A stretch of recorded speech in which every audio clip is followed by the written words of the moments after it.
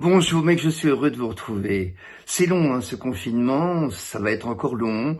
Alors depuis 4 semaines, je regarde, bon j'ai un peu travaillé pour moi, mais maintenant j'ai envie d'être utile à mon tour, surtout après avoir eu tellement d'exemples fabuleux de copains qui font des concerts, des lives chez eux, des recettes de cuisine, des cours de magie.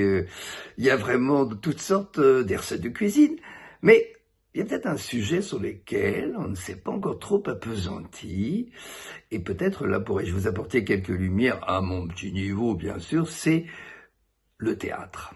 Ma vie, plus de 50 ans bientôt, de théâtre. Je n'ai pas 50 ans.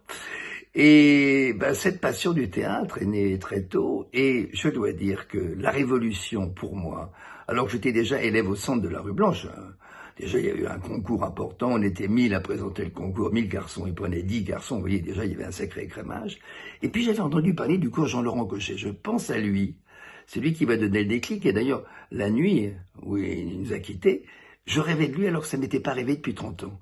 Et tout d'un coup je me disais, mais pourquoi ne pas transmettre par les réseaux sociaux quelques-uns de ces principes, de ces préceptes, puisque, hélas, actuellement, tout est fermé et que peut-être ce serait l'occasion de donner, je dirais, quelques lumières aux jeunes générations, à ceux qui sont encore en classe et à qui on demande souvent de réciter une fable de La Fontaine. Ce mot réciter devrait être banni du vocabulaire, parce que réciter, c'est vraiment... D'ailleurs, la plupart des enfants à qui vous dites « Ah, t'as appris le corbeau et le renard? Alors vas-y, Maître Corbeau sur un arbre perché tenait dans son bec un fromage. Maître Renard... » Une espèce de musique, toujours la même. Alors que, oh là là, il y a tellement à faire.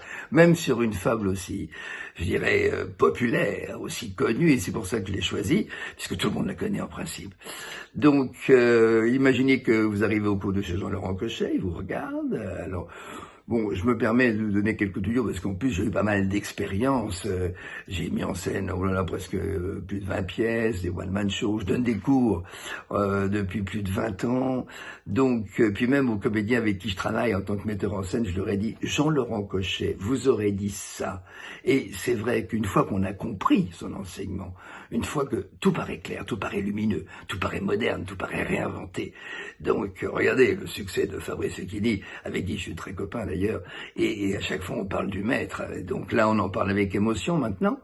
Et puis, on va imaginer qu'il est là pour nous guider avec, je dirais, ses petits tics, ses mains qui bougeaient. C'était fascinant de le regarder travailler.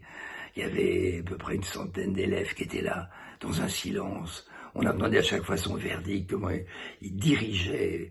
Et vraiment, je vous jure que le premier cours où j'ai assisté, je me suis dit, ça y est, j'ai pas tout compris, mais tout paraissait évident. Alors, on va mettre en application, comme ça, vous allez chez vous pouvoir un petit peu travailler, et après, si ce rendez-vous vous a plu, on pourra peut-être en faire d'autres. Nous attaquons avec le corbeau et le renard.